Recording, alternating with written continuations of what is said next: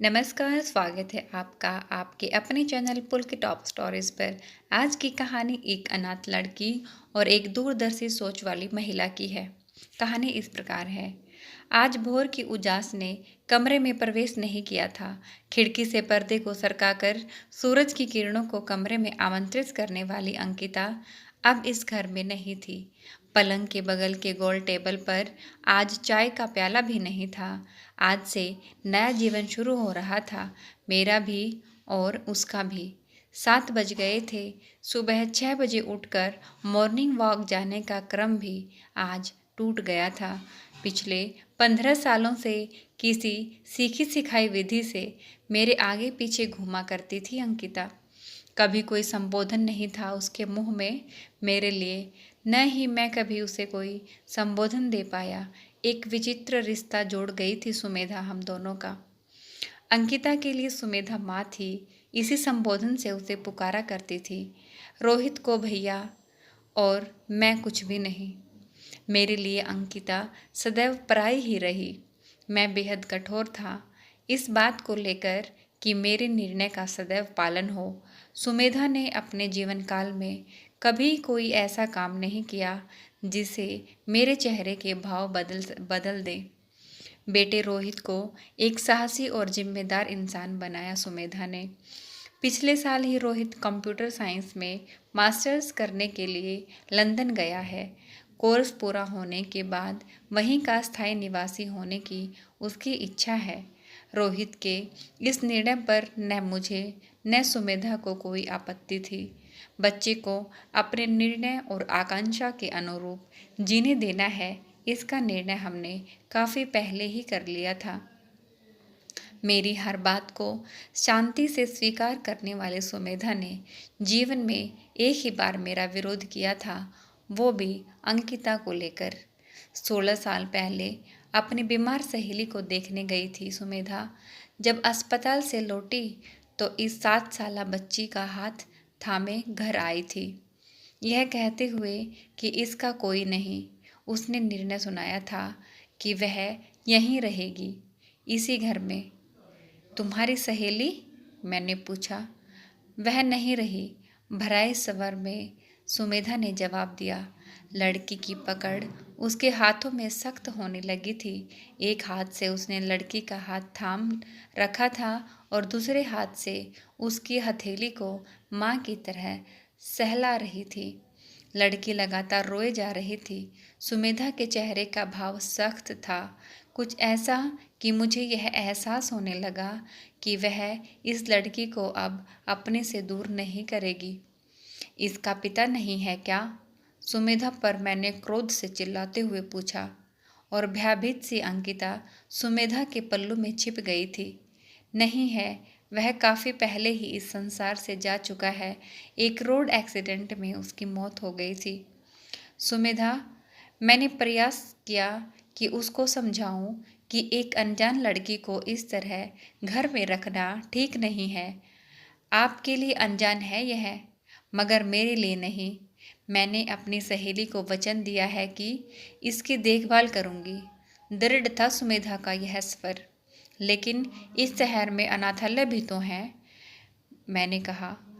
मैंने अपनी सखी को वचन दिया है कि मैं इसे अनाथालय में नहीं डालूंगी। जानते हो, मेरी सहेली अनाथ थी, अनाथालय में ही पली बढ़ी हुई थी। उसे कभी पता ही नहीं चला कि उसके माँ बाप कौन हैं भी या नहीं भी। वह मेरे लिए स्कूल की सहेली थी। वह सदा अपने अनाथालय की त्रासदी मुझे बताया करती थी। सबके बीच होने के बाद भी घोर अकेलापन होता है, मानसिक व्यथा होती है। जैसे तैसे वह शिक्षिका बनी, शादी की और माँ भी बनी, पर उसके पति उसे छोड़कर चल बसे। वह स्वयं भी गंभीर बीमारी से जूझ रही थी और जब भी मुझसे बात करती अंकिता को लेकर ही करती। मैंने उसे वचन दिया था कि मैं अंकिता को संभाल लूँगी, पर यह नहीं पता था कि वह इतनी जल्दी इस दुनिया को अलविदा कह देगी। मैं अपने वचन से पीछे नहीं हट सकती विनय। ठीक है, जो करना है करो, मैंने भी झल्ला कर कहा, पर मैं इस लड़की का खर्च वहन नहीं करूँगा। मेरा निर्णय सुन स्तब्ध रह गई थी सुमेधा। कुछ देर अजीब सी नज़रों से मुझे देखती रही। उसकी आंखें डबडबा आई थी। आंखों के कोर में आंसू मोतियों से चमकने लगे थे। फिर उसने धीरे से निर्णयात्मक अंदाज में सिर हिलाकर हामी भरी, मानो कह रही हो मंजूर है। मेरी कठोरता ने सुमेधा को आत्मनिर्भर बना दिया था। अगले कुछ दिनों में ही सुमेधा ने कॉलोनी के कुछ बच्चों को ट्यूशन पढ़ाना शुरू कर दिया था। मुझसे घर का खर्चा मांगना भी अब कम कर दिया था। सुमेधा, यह ट्यूशन क्यों? मैंने एक दिन उसका हाथ पकड़ते हुए पूछा। क्या मेरी पुलिस की नौकरी से घर नहीं चल रहा? आत्मनिर्भर बनना गलत तो नहीं है। उसके स्वर में व्यंग्य था। कई बार लगता कि अंकिता सुमेधा के जीवन में मेरी जगह लेने लगी थी। वह अंकिता को रसोई में जमीन पर ही चादर बिछाकर उस पर सुलाती थी। अंकिता के लिए फुटपाथ से सस्ते कपड़े खरीद लाती। सरकारी स्कूल में उसका दाखिला करवा दिया। नन्ही सी अंकिता स्कूल पैदल ही आती जाती थी। सुमेधा ने अंकिता को कोई सुख सुविधा नहीं दी, पर बेपनाह प्यार दिया, संरक्षण दिया।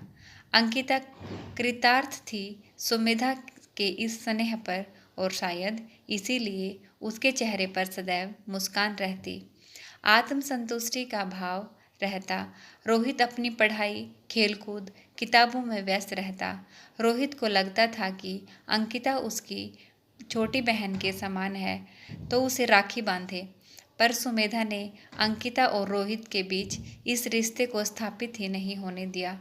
राखी का त्योहार आ रहा था, तो मैंने भी उत्सुकतावश पूछ लिया रोहित से कि अंकिता राखी बांधेगी ना तुम्हें? नहीं पापा, मम्मी कहती हैं कि उसे किसी रिश्ते में मत बांधो। मैं चकित रह गया। अंकिता सुमेधा की सबसे करीबी बन गई थी, फिर रोहित को राखी बांधने पर उसे ऐतराज क्यों? रोहित भी अंकिता को बहुत प्यार करता था। स्कूल के दोस्तों से मिले चॉकलेट और अपनी कहानियों की किताबें उससे शेयर किया करता था। कई बार देखा कि मैंने कि अंकिता को कभी गणित तो कभी अंग्रेजी भी पढ़ा दिया करता था। दोनों का व्यवहार बिल्कुल वैसा ही था जैसे सभी बहन भाइयों का होता है। फिर राखी बांधने पर सुमेधा को ऐतराज क्यों? एक दिन सुमेधा पास आकर बोली, आप रोहित से पूछ रहे थे ना राखी के बारे में? आपने ऐसा सोचा भी कैसे विनय? वह लड़की इस घर की कोई नहीं है, बस मेरी जिम्मेदारी है। आपने तो उसे अस्वीकार कर दिया था, पर मेरी वजह से उसे इस घर में जगह मिली। अभी वह छोटी है, पर धीरे धीरे उसे घर का सारा काम सिखा दूंगी, ताकि उस पर कभी यह आरोप न लगे कि वह मुफ्त में रहती है। थोड़ी सी जगह ले रही है, खाना खा रही है, पढ़ रही है, तो काम करके इस घर का कर्ज भी चुकाएगी। और विनय, तुम्हें तो पता है कि मेरा घुटना अब बहुत परेशान करने लगा है। उसे सक्षम बनाऊंगी ताकि वह घर संभाले। सुमेधा की बात से मेरे गाल पर एक चांटा सा पड़ा था। रौबदार पुलिसमैन था, इसलिए अपने भावों को सफलतापूर्वक छिपा लिया। 2-3 साल में ही अंकिता ने घर का सारा कामकाज सीख लिया था। मैं पुलिस की जॉब से सेवानिवृत्त हो गया था, इसलिए घर पर ही रहता था। ऑनलाइन पुलिस की नौकरी के लिए बच्चों की काउंसलिंग और इस क्षेत्र में कैरियर पर ऑनलाइन मार्गदर्शन का काम मैंने शुरू कर दिया था। समय अच्छा व्यतीत हो, इसके लिए कुछ काउंसलिंग संस्थाओं से भी जुड़ गया था। सारा काम ऑनलाइन ही होता था। सुमेधा के घुटनों का दर्द बढ़ने लगा था। अंकिता प्रयास करती कि सुमेधा को पूरा आराम मिले। मैं जब भी कहीं बाहर से घर आता, सुमेधा की जगह अंकिता पैर धोने के लिए पानी ले आती। मैं ज़्यादातर बाहर से आते ही बरामदे में कुर्सी पर या अंदर सोफे पर कुछ देर बैठ जाता। अंकिता झट पानी लाकर रख देती। कुछ ही मिनटों में चाय, पकौड़ी, नाश्ता, बिस्किट या टोस्ट भी लाकर रख देती। जैसे जैसे अंकिता बड़ी हो रही थी, सुमेधा से उसका रिश्ता और भी गहरा होने लगा था और मेरे चाहने या ना चाहने की परवाह किए बगैर वह मेरी केयर टेकर भी बन ही गई थी। दोस्तों, कितनी समझदार और दूरदर्शी सोच वाली थी सुमेधा। कोशिश कीजिए किसी ज़रूरतमंद का सहारा बनने की, उसे अपनाने की, देने में जो सुख है वो किसी और में नहीं। अंकिता को अच्छे अंक मिले और छात्रवृत्ति भी मिली। न चाहते हुए भी अंकिता को यह घर छोड़कर हॉस्टल जाना पड़ा, क्योंकि सुमेधा को पता था कि बीमारी के कारण वह ज़्यादा दिनों तक जिंदा नहीं रहेगी और न ही वो अंकिता को किसी पर बोझ बनाना चाहती थी। आज सुमेधा दुनिया छोड़कर जा चुकी है। अंकिता आईपीएस पद पर कार्यरत है। विनय अकेला पछतावे के साथ उसी घर में रह रहा है। आज की कहानी हर एक नारी को समर्पित। आपको कहानी कैसी लगी कमेंट करके बताना। चैनल को लाइक शेयर एंड सब्सक्राइब करना। Thank you.